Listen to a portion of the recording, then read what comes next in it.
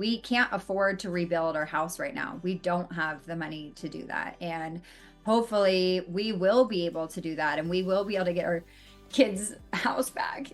Really just comes in waves, but I just want to go home. I just want to see all my stuff and sit on my couch and just really want to go home. Here you are, Billboard charts, 2 million plus on TikTok, talking about new TV projects, like everything you've wanted in your life at the cost of everything you ever had in your life. What is the balance?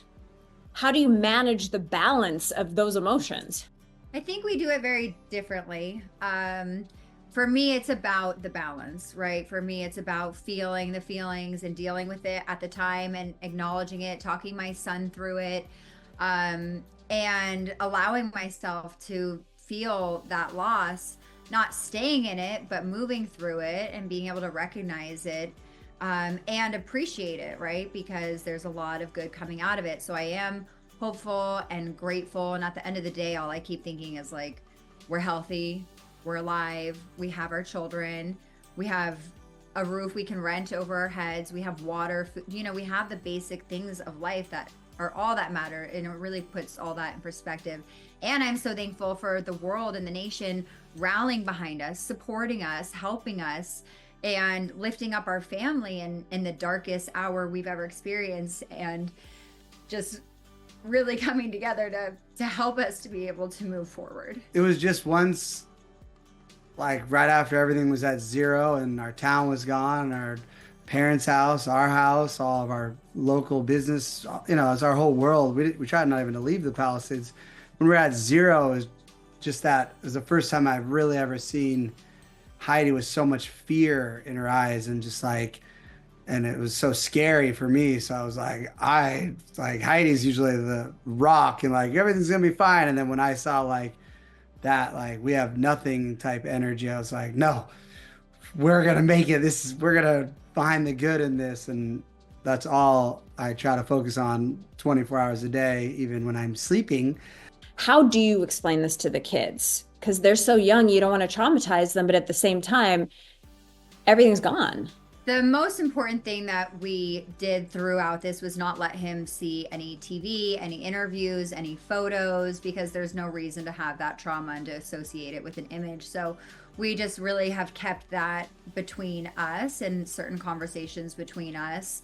And he saw the smoke and he knew that we were leaving, and he's old enough to understand that. So to be able to let him feel his emotions is really important, and to feel that loss and not to compartmentalize it and have to unpack it later. So I think that's why he's doing so well, is he's been able to really vocalize that and feel that loss in the moment. And then obviously we encourage him to, well, there's a new life and there's new things, and try to highlight him moving forward in his world and help him to do that step by step, but not covering his feelings, because that's not what would be helpful for him at the time. Not like Spencer, just diving into work, but no. And that point that you said earlier too about Spencer is he has worked so hard to lift everybody up and to lift up his family. And, I think maybe it will settle in sometime or not, but it's been a great outlet for him. And I think it's actually been really healthy for him to be able to focus on work and what he can do and not what he can't do. And he's really good at that. And when he has something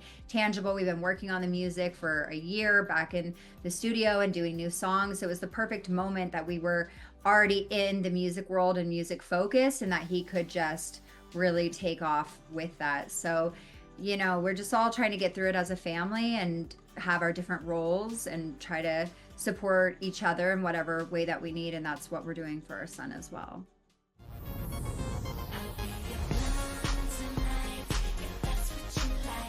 All right, let's talk about the music. Heidi, this is insane. This is something that has never happened in the music business before.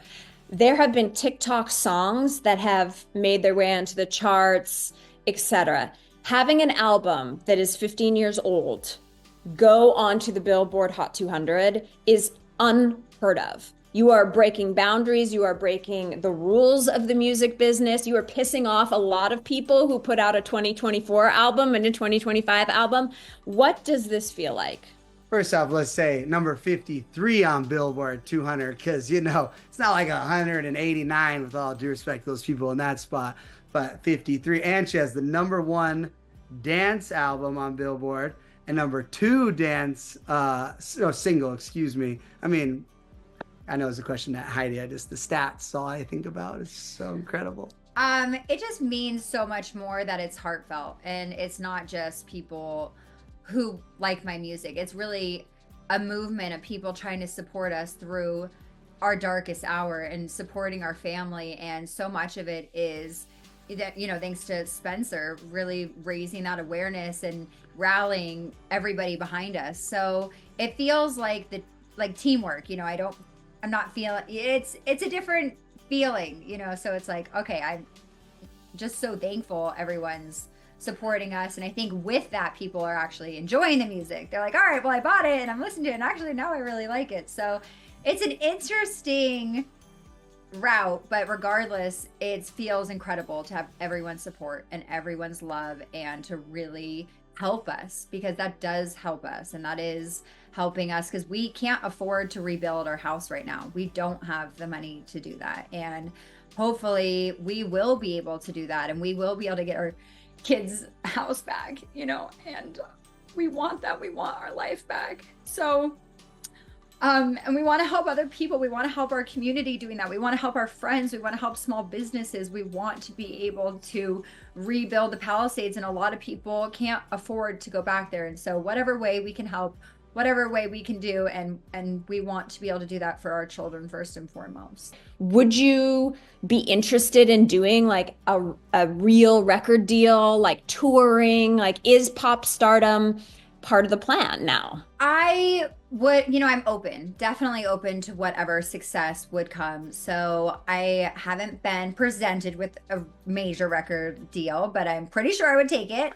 And touring would definitely be interesting. We'd have to have a lot of social media around it, because I do have the kids, and like you said, it is my number 1 priority, and it would have to be worth it for sure, because I'm not going to leave them, and I'm not just going to uproot them for something that wouldn't be worth rebuilding our house for. But everything is interesting. Everything's on the table. What I just learned about life is I really am not making like, oh, I'm going to be here in 5 years. Like, I have no freaking idea. Did we hear from Pitbull? One thing about all the megastars we may or may not be in discussions with, you can't talk about them, unfortunately, which is so annoying, because if we were talking to like megastar people, all I would like to be doing is making TikToks about talking with them. So if we were talking to these people, the one thing they keep asking is, do not talk about us. So there are a lot of megastar people that have, one person that I can say that has reached out and came over to our house who's a megastar. It was Avril Lavigne. When this was all happening, she DM'd me on TikTok and was like, hey, I want to bring you guys over some wine. And then I was like, oh no, we're living far away. She's like, I don't mind the drive.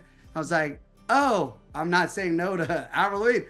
Well, hit the road, Jack. Like, so Avril Lavigne came over and was here for like 5 hours, the best energy. And it was just like, oh my gosh, we're literally in the upside down world. We have megastars bringing us wine. And she brought me 3 of her own purses and a pair of sunglasses. How can your fans support you other than following on TikTok, buying the music? What other ways are you able to provide for your family right now? Music. It's the easiest thing, because people already have certain apps that they stream on, so you don't have to pay. If you already pay for something, just share it out of the playlist that, like, so say it's Spotify or Amazon, if whatever your music platform, Apple Music, if you see Heidi's music in one of their playlists, add it to your library and then click the little arrows and text it to someone to make the algorithm like move it up in the AI. So that's if you want to do free. If you want to support, you go to iTunes and you purchase the music, because there's nothing more powerful than purchasing music for Billboard. And if you're just want to have more energy, call your local radio station, write in their comments section, DM them, play Heidi's music. And then obviously you can buy Superficial shirts. We are shipping out the comfiest, best shirts you'll ever wear from prattdaddy.com.